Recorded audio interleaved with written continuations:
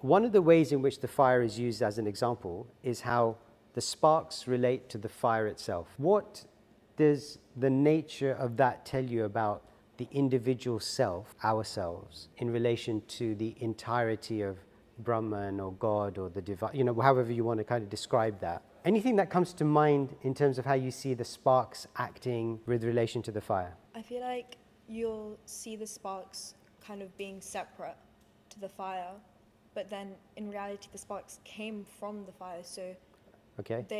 they may seem separate, but they are one. Yeah. So I feel like that can relate for us with God or like Brahman. So how we seem separate, our souls seem separate, but we've all come from the same place. Okay. It just takes a certain eye to see that. Okay, so there's something about the origin. Where does it start from? Where does it? Yeah. Okay. Fantastic. Thank you. When you said it could seem the same, what do you mean by that? They're both, they're both light. Yeah. Okay. So, like, physically, they have like very similar qualities. It's just the fire is bigger. Yeah. Okay. So they're the same quality, same nature, but there's some distinction. Fantastic. Thank you. Others?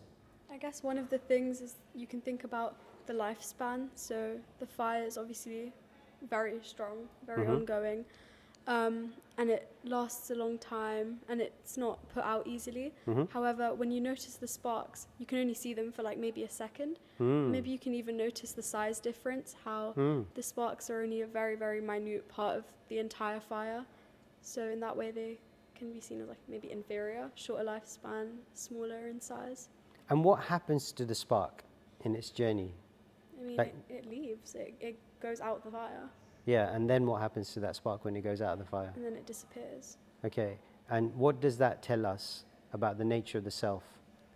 Maybe it can show us that the larger fire, maybe the spiritual side, is eternal, and the sparks are not Okay, temporary.